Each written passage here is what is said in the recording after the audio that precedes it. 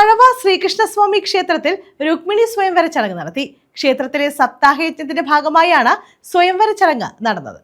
തഴവ ശ്രീകൃഷ്ണസ്വാമി ക്ഷേത്രത്തിലാണ് സപ്താഹയജ്ഞം പുരോഗമിക്കുന്നത്. യജ്ഞത്തിന്റെ ഭാഗമായാണ് രുക്മിണി സ്വയംവര ചടങ്ങുകൾ നടന്നത്. ഇതിനു മുന്നോടിയായി സ്വയംവര ഘോഷയാത്രയും നടന്നു. മാമ്പഴശ്ശേരി ക്ഷേത്രത്തിൽ നിന്നുമാണ് സ്വയംവര ഘോഷയാത്ര ആരംഭിച്ചത്. ദർശന പ്രാധാന്യത്തോടെയായിരുന്നു രുക്മിണി സ്വയംവര ചടങ്ങുകൾ സംഘടിപ്പിച്ചത്.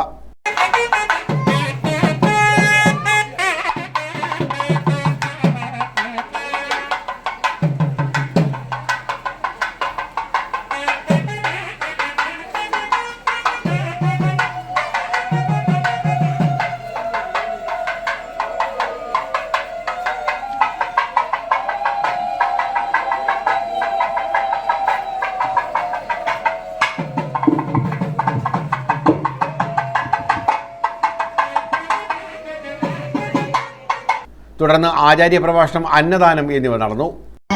പതി എന്ന് പറയുന്നത് ഭഗവാനാണ്. ആ ഭഗവാൻ നമുക്കെല്ലാം പതിയാവണം.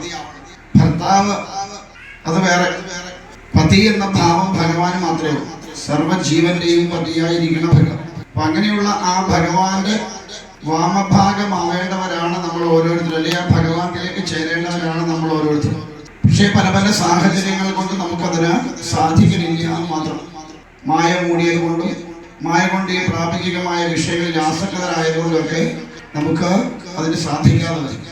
അപ്പോൾ ആ അവസ്ഥയിൽ നിന്ന് മാറി ഏതൊരു വിധത്തിലാണോ രുക്മിണീ ദേവി ആ പരിപൂർണതമനായിരിക്കുന്ന ഭഗവാനിലേക്ക് ലയിച്ചോ, അതേപോലെ നമുക്ക് ഓരോരുത്തർക്കും ആ ഭഗവാനിലേക്ക് ലയിക്കാൻ സാധ്യമാവണമേ എന്ന പ്രാർത്ഥനയോടുകൂടി വേണം ഇരിക്കാൻ.